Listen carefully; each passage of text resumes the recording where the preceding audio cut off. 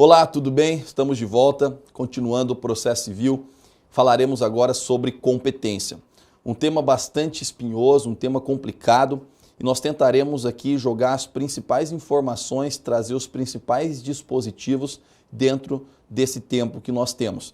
Então, desde já, eu sugiro que depois, num segundo momento, você pegue o vadimécum, pegue o Código de Processo Civil e passe os olhos lá na parte que fala sobre competência. A propósito, é bom lembrar, você que está prestando concurso, geralmente, quando um concurso cobra competência, é a letra fria da lei, é a lei seca. Então, vale muito a pena ler umas 3 vezes a parte do código que fala sobre competência, lei seca mesmo, mas para ajudar algumas noções fundamentais aqui sobre competência. Então, primeira observação que nós precisamos ter.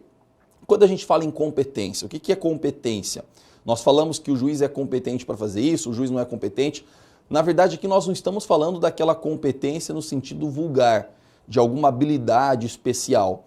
A competência dentro do direito, ela tem um sentido, ela tem uma acepção muito técnica. Ela significa um limite para exercício da jurisdição.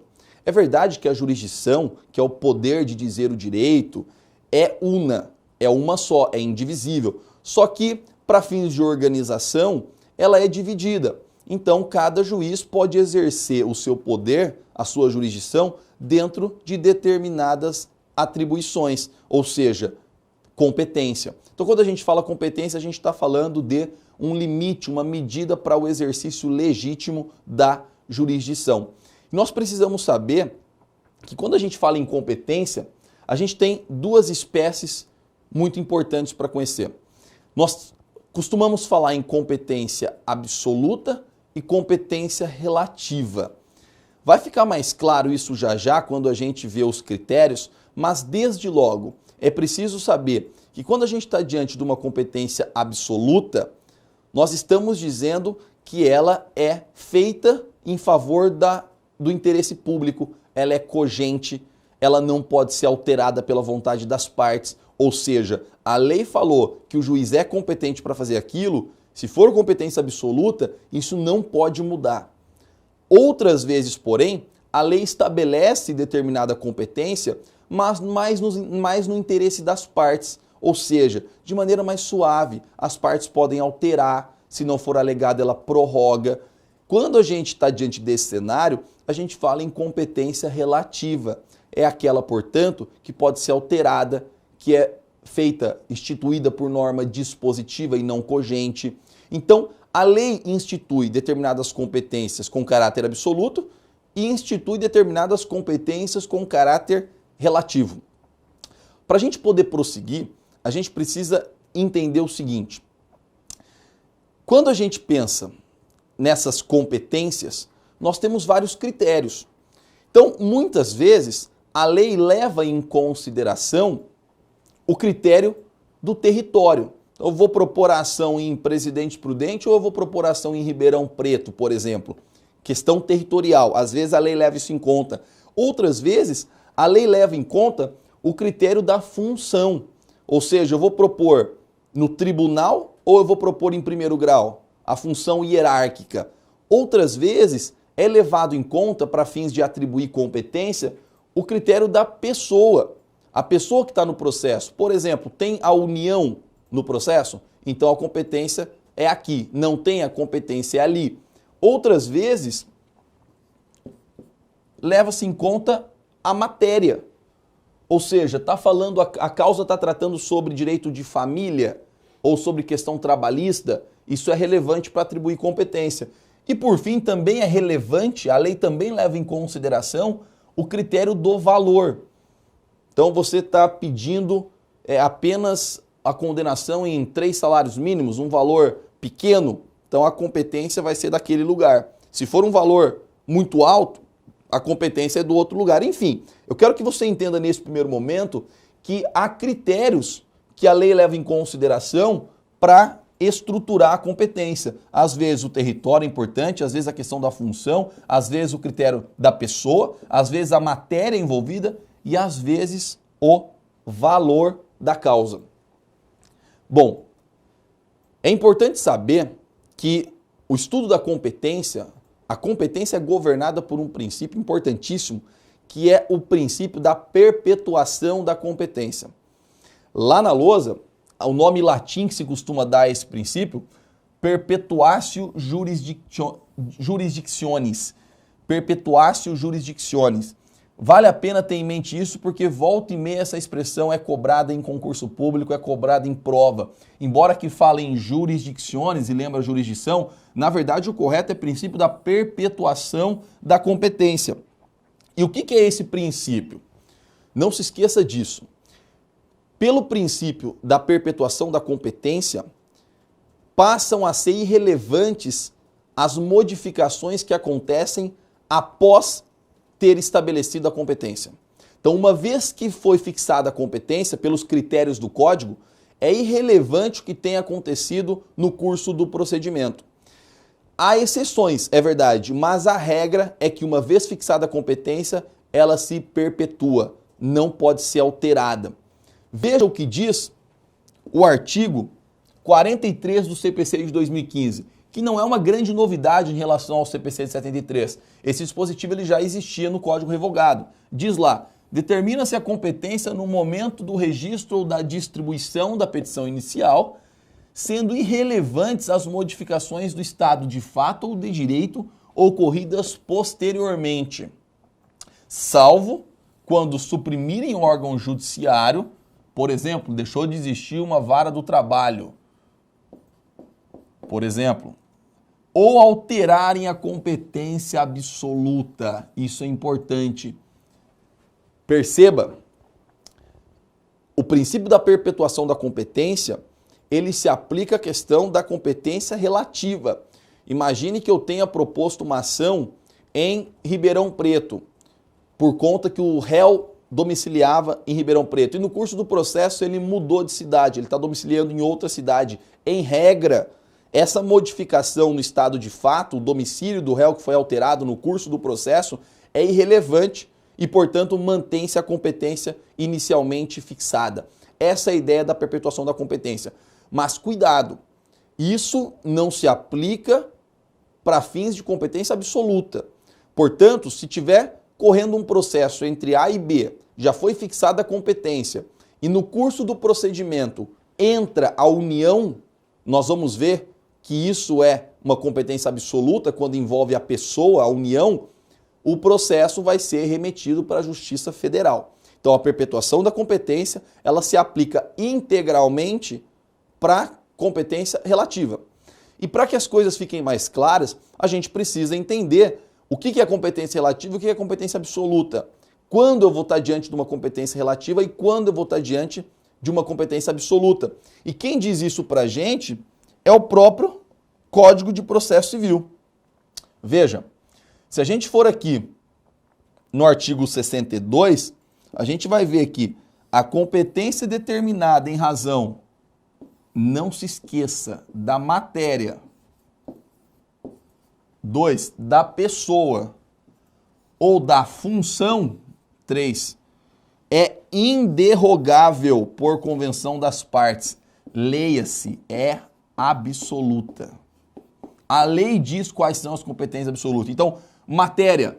A causa, por exemplo, é de trabalho, matéria trabalhista. E, portanto, levou em conta isso para definir a competência, isso é absoluto. Então, não pode um juiz estadual julgar uma causa trabalhista, por exemplo, em hipótese alguma. Em razão da pessoa, a união, pessoa jurídica, a união está no processo, isso é competência absoluta. Vai mudar a competência se tiver errado. O juiz pode conhecer de ofício, não pode as partes alterar, etc. Ou da função. Se a lei prevê, por exemplo, que uma determinada causa é de competência originária do tribunal, por exemplo, ação rescisória, você tem que propor direto no tribunal, não é em primeiro grau, competência absoluta. Agora, veja, o próprio CPC, lá no artigo 63, ele diz o seguinte: as partes podem modificar a competência em razão do valor e do território, elegendo o foro onde será proposta a ação, oriunda de direitos e obrigações. Valor, em regra, é relativa. Então aqui nós estamos falando de competência relativa, correto? Não pode ser reconhecida de ofício pelo juiz em regra, as partes podem modificar, é instituída em favor dos interesses privados das partes e não do interesse público, enfim, aquela competência mais suave. Em regra, a competência baseada no critério valor, ela é relativa. Por exemplo, eu vou entrar com uma ação e cobrar 10 mil reais do réu. Esse valor, ele cabe lá no juizado especial, no JEC, juizado especial civil. Mas eu posso optar por entrar na justiça comum, ou seja, nas varas cíveis, ao invés de entrar no juizado especial. Por quê? Porque é uma competência relativa. Em regra, há algumas exceções, mas em regra, a competência baseada no critério valor, ela pode ser modificada pelas partes. E também aquela baseada no território, que leva em conta, então, o local. Por exemplo, se eu vou entrar com ação em Prudente ou em Ribeirão Preto. Veja, eu não estou falando se eu vou entrar com ação na vara do trabalho ou na vara civil. Eu estou perguntando se eu vou entrar com ação em Presidente Prudente ou em Ribeirão Preto. E aqui, quando a gente fala de território, a regra é que a competência seja relativa. Essa competência, no mais das vezes, ela pode ser alterada pela vontade das partes. Veja essa parte aqui, importante, final do artigo 63. Elegendo foro onde será proposta a ação oriunda de direitos e obrigações. Pessoal, você certamente já viu algo semelhante.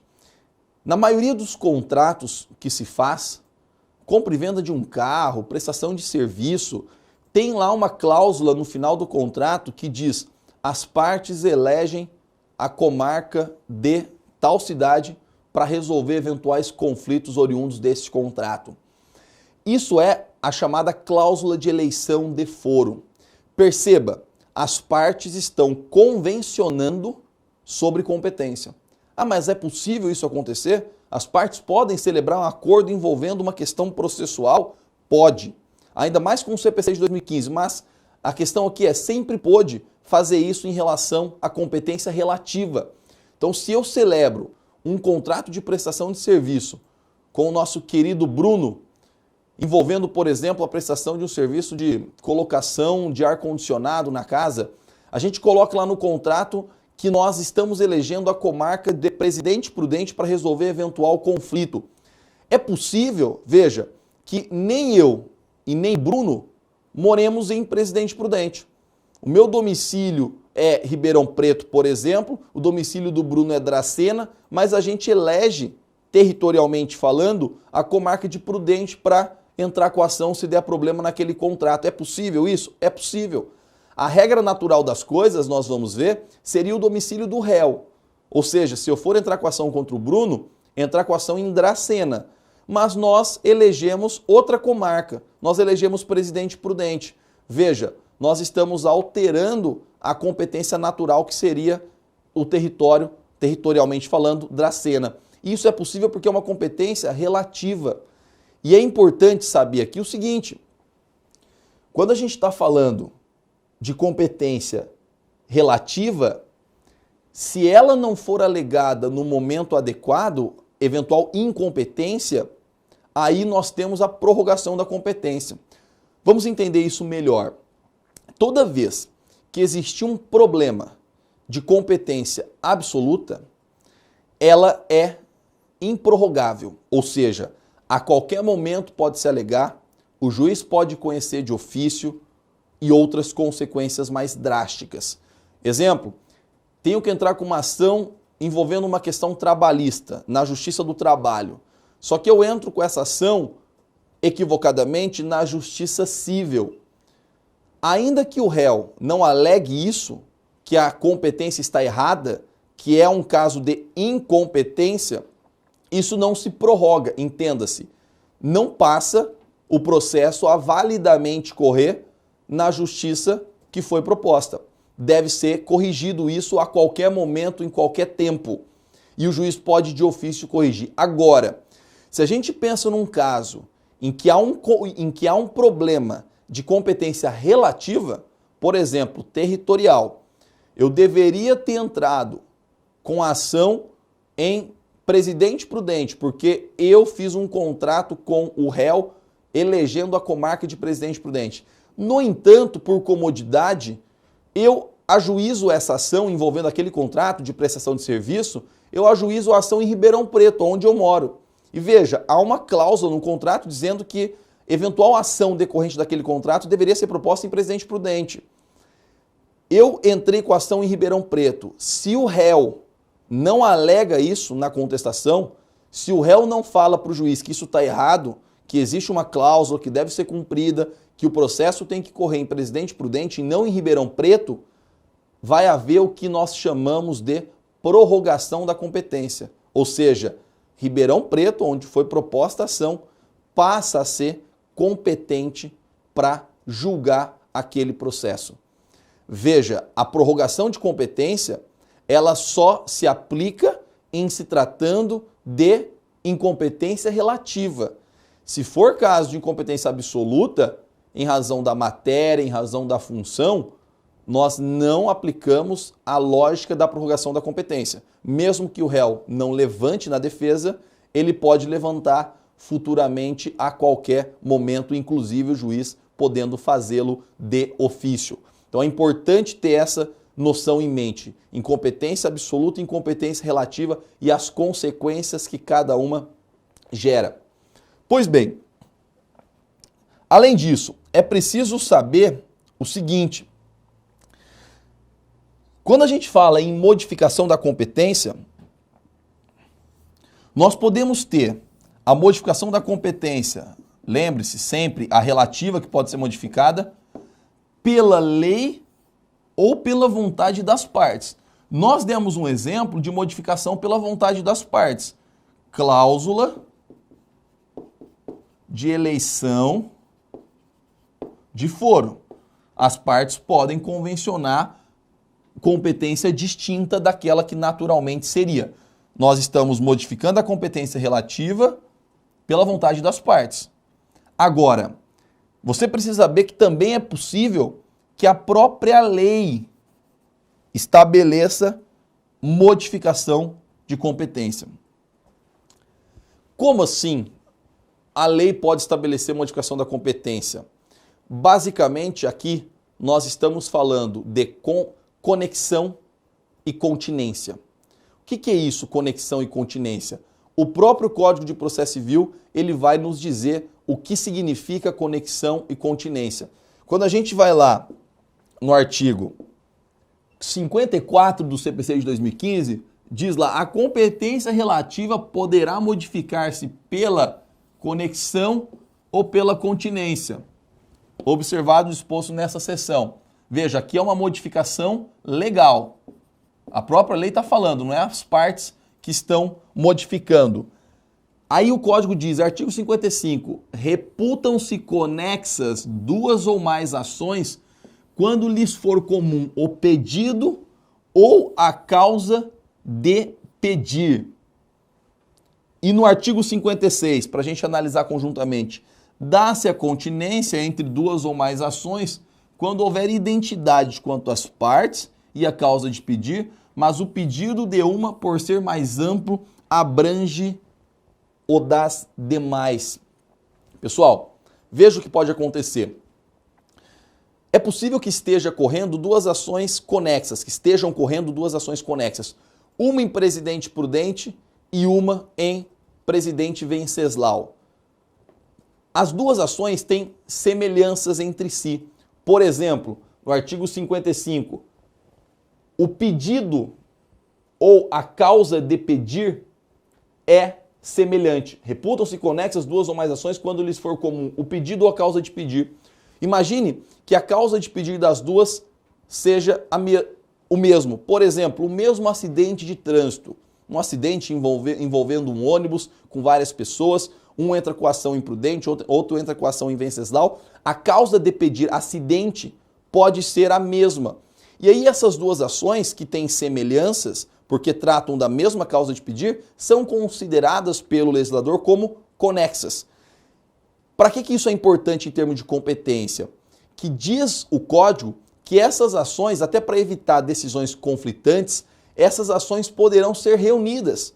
Então, se for proposta primeiro em Presidente Prudente, a ação que estava correndo em Venceslau, embora lá seja a competência, por exemplo, porque o sujeito mora lá, um consumidor ou coisa do tipo, essa ação ela pode ser enviada para Prudente, para correr junto com a ação que está já correndo em Presidente Prudente, já que elas são semelhantes. Veja que é uma modificação da competência, porque naturalmente a competência poderia ser de Presidente Venceslau, e é uma competência que a própria lei diz, havendo ações conexas, o juiz poderá reuni-las naquele juízo prevento, que é onde foi protocolada a primeira ação. Então, esse é um exemplo de modificação da competência por conta da conexão. A continência é algo muito parecido, só que a continência é um vínculo ainda mais intenso. São duas ações onde estão presentes as mesmas partes, a mesma causa de pedir, só que o pedido de uma é mais amplo do que o de outra. Imagine que estejam correndo duas ações envolvendo o mesmo contrato, envolvendo as mesmas partes, só que um pede a condenação pelo descumprimento do contrato e perdas e danos, etc. E uma outra ação envolvendo o mesmo contrato pede só juros decorrente desse contrato por conta de uma demora no cumprimento, por exemplo. Imagine então duas ações em que uma pede tudo que é possível e a outra, as mesmas partes, o mesmo contrato, pede apenas juros decorrente de um inadimplemento de uma cláusula. Há entre essas ações continência. Elas são bem parecidas, só que o pedido de uma engloba o de outra. Se for esse caso, também diz o código que poderá haver a reunião. Suponha você que essas duas ações, embora muito semelhantes, quase idênticas, elas estejam correndo em locais distintos. Também é possível modificar a competência e uma das ações sair da competência natural para se reunir com a outra ação. Então nós estamos falando aqui de modificação da competência pela continência.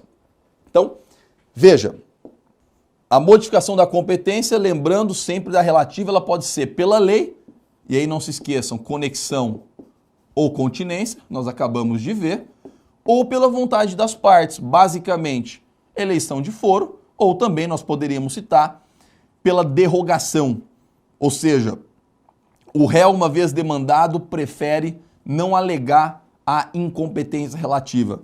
A competência se prorroga e, de certa maneira, foi modificada. Além disso, duas observações finais nós precisamos fazer. Quanto às regras de competência, há inúmeras. E eu quero que você leia especialmente os artigos 42 a 53 do CPC. Vale a pena passar os olhos entre os artigos 42 a 53 do CPC. Por quê? Eu insisto naquela observação.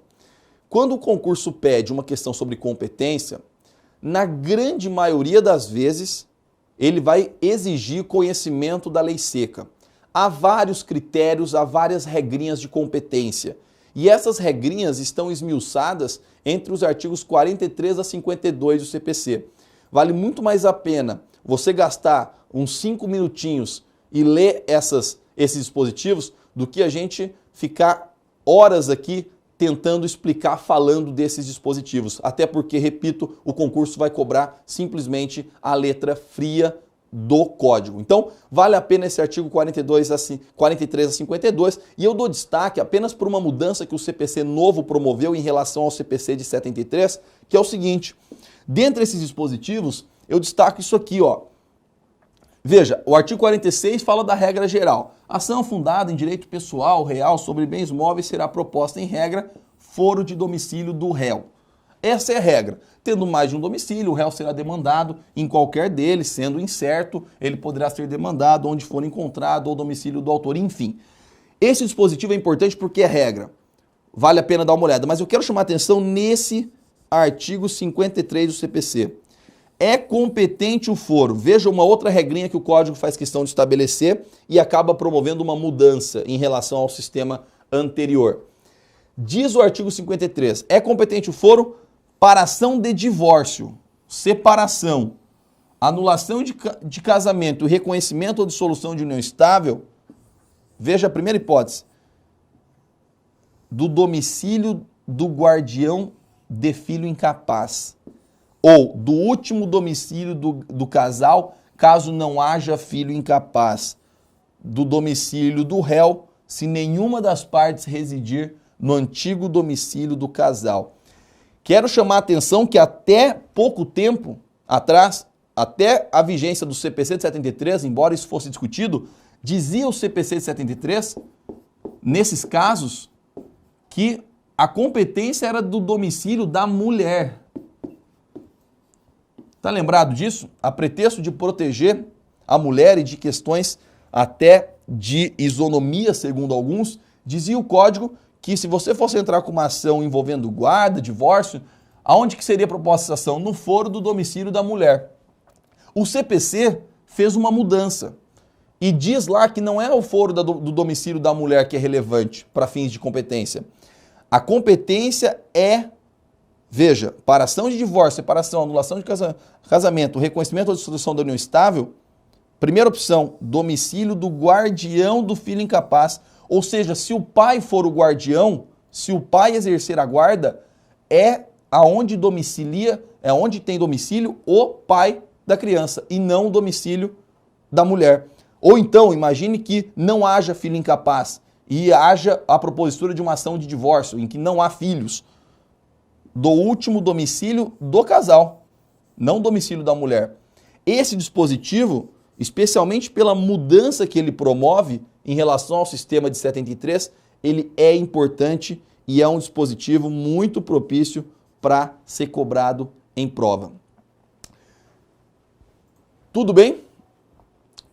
E a última observação, antes da gente finalizar, diz respeito à questão da incompetência. Nós já vimos que a incompetência absoluta ela pode ser alegada a qualquer momento, ao passo que a incompetência relativa tem um momento adequado para ser alegada, que é na defesa. Se não for alegada na defesa uma incompetência relativa, por exemplo, em razão do território, em razão do valor, haverá prorrogação. E o CPC faz questão de tratar disso.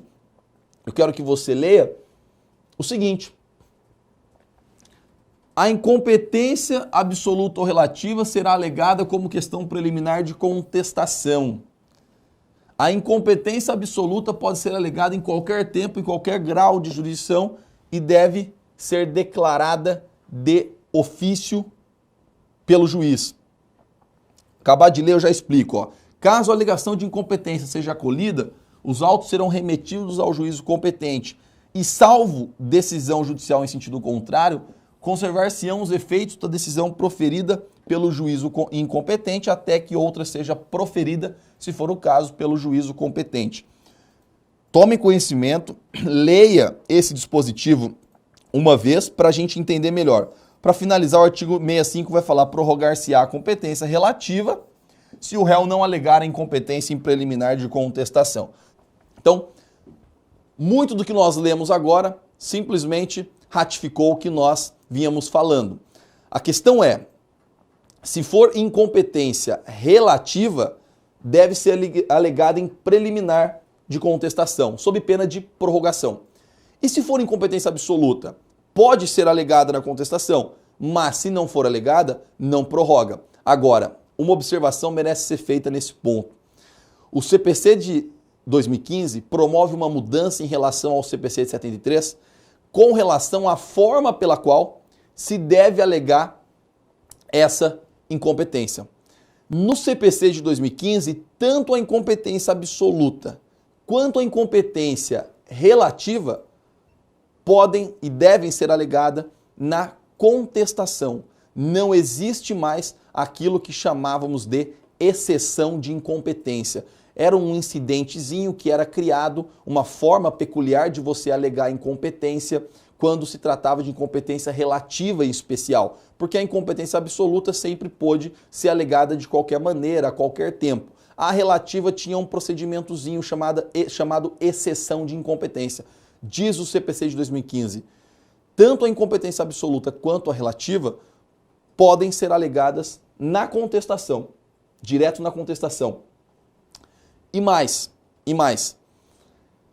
os atos praticados pelo juiz incompetente, eles poderão surtir efeitos. Não há mais aquela anulação automática de todos os atos decisórios que o juiz absolutamente incompetente tenha praticado. Suponha uma ação, então, que por conta da matéria tenha sido proposta, deveria ter sido proposta na Justiça do Trabalho, mas foi proposta na Justiça Estadual. Uma incompetência absoluta. Nós sabemos, em razão da matéria, uma incompetência grave, que pode ser alegada a qualquer momento. Mas a questão é, imagine que o juiz da Justiça Estadual, o juiz estadual onde foi proposta a ação, tenha praticado atos decisórios, tenha dado decisões, por exemplo, uma liminar. E no meio do procedimento se percebe que a matéria é trabalhista e remete os autos para a Justiça Trabalhista. Os atos decisórios praticados pelo juiz absolutamente incompetente, que era o juiz estadual, poderão surtir efeitos. Por exemplo, a liminar poderá surtir efeitos. E o que o CPC faz questão de dizer é o seguinte: salvo decisão judicial em sentido contrário, por exemplo, decisão do juiz trabalhista, onde o processo está agora, conservar-se-ão os efeitos de decisão proferida pelo juízo incompetente até que outra seja proferida, se for o caso, pelo juízo competente. Então, uma liminar que foi dada, por exemplo, ela pode surtir efeitos, mas é um ato decisório dado por um juiz incompetente. Pois é, só que o CPC permitiu que isso seja feito. E veja, caso a alegação de incompetência seja acolhida, os autos serão remetidos ao juízo competente. Essa é a regra. Excepcionalmente, a lei acaba estabelecendo algumas hipóteses que tem que colocar fim ao processo, porque não dá para continuar, como acontece no juizado especial. Mas a regra é que, reconhecendo a incompetência, os autos sejam remetidos ao juízo competente. Tudo bem? Então nós vamos dar mais um intervalinho e no próximo bloco a gente responde uma questão sobre competência e dá continuidade ao estudo da disciplina Direito Processual Civil. Até já!